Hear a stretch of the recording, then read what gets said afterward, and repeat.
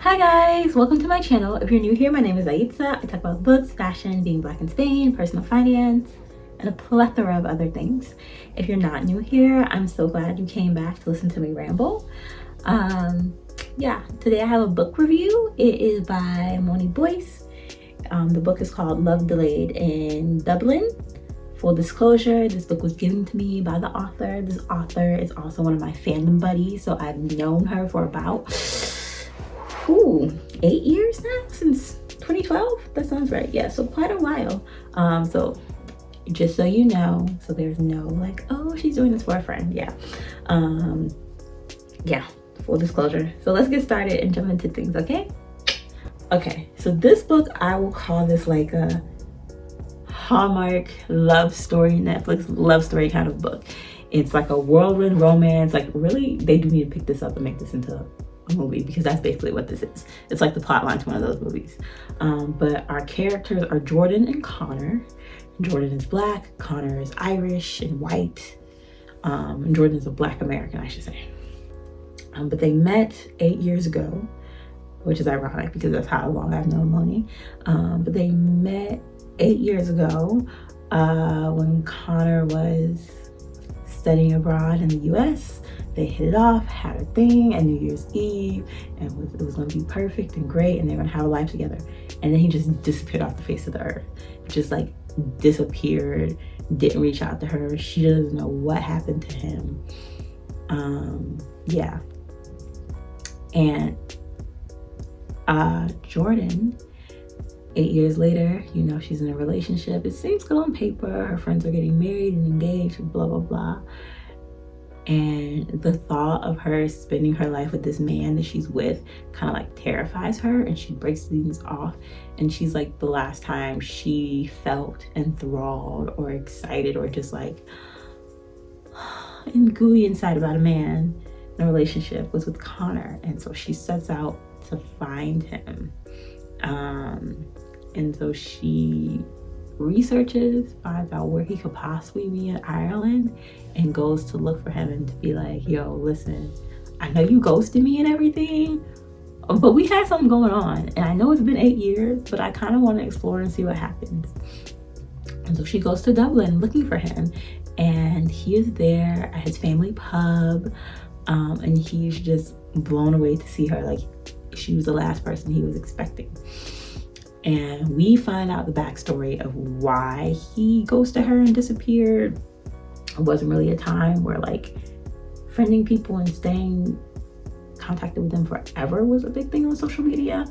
Still could have, but because he had disappeared and stayed gone so long, he was like, you know, when he came to after the circumstances that caused him to go away had kind of settled down, he was like, this woman is going to want to hear from me or see from me. And so he just let it be. He was like, you know, she probably moved on. There's no need for me to disrupt her life. But he would still think about her occasionally. And they kind of like fell back into the order of things, caught up on things, talked. He showed her his village and like the city, and introduced her to friends and family members and things like that. And it was really cute and just awesome and whatever. And their one tension was, she was like, you know, you need to go back to studying and school and finish things. She comes back to America and be with me. We can have a great life together. And he's like, look, you're great, blah, blah, blah. But we haven't known each other for 8 years, and you just popped up and you want me to come and move and rearrange my life. And he had valid points, because if someone who I haven't seen in almost a decade was like, hey, I still want to be with you, I love you, move to my country, make it make sense, make it make sense. And she was upset about that. And I'm like, girl, what?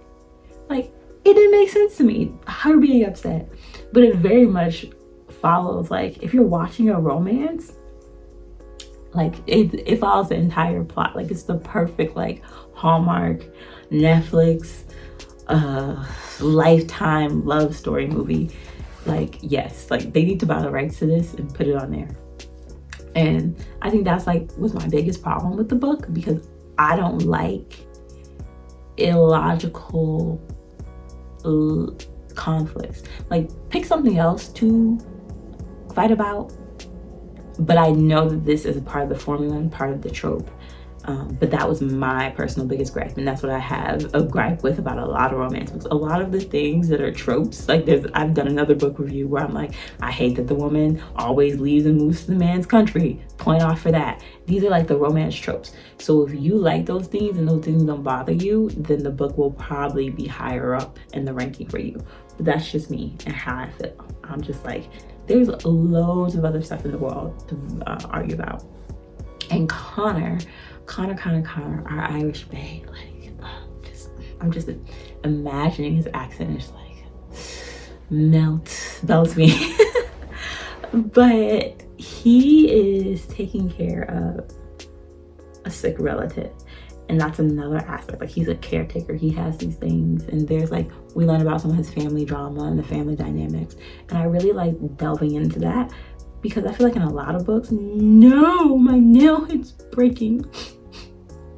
But I feel like in a lot of books, in general, not just romance, we don't see a lot of men being caretakers, and like the fallout of that, and like what it's like to take on that emotional labor, but also the physical labor, and what it costs you to put your life on hold to take care of a loved one.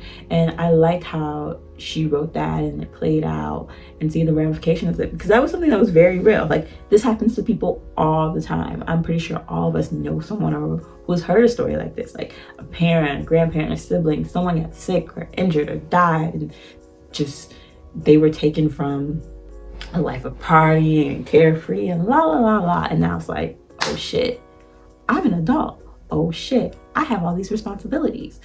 And I really appreciated how that was written, and kind of like when you're thrown and thrust into that, how you can become resistant to letting that control go, because it's so much uncertainty. And letting someone else come in and kind of take that place when it's become so much of your identity of being this person's caretaker or taking on that role.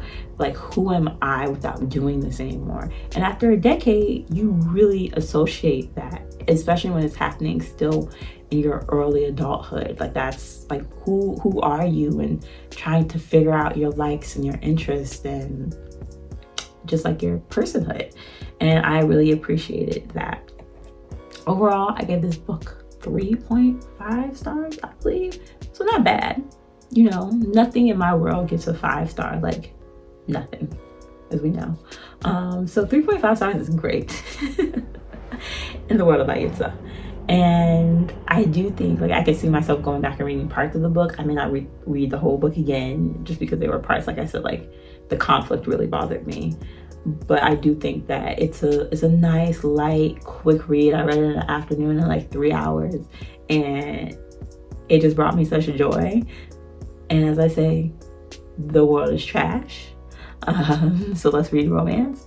And especially now, with the pandemic and politics and uncertainty and job instability, we need to find joy where we can. So if a romance novel that has a little bit of an illogical conflict brings you joy, read it, embrace it. Also, because it's a Black writer, and I feel like we should be paying Black women for their art and their creativity, go ahead and buy the book and support my good sis. I think that you'll like it. Pay Black women, give Black women your coins, give Black writers your coins, but especially Black women writers. Yeah. And if you have any questions about the book, let me know. If you have book suggestions for me, let me know. My list is always growing of suggestions, and my TBR is always growing. But I feel like one day I may get through half of my TBR list and I can die peacefully.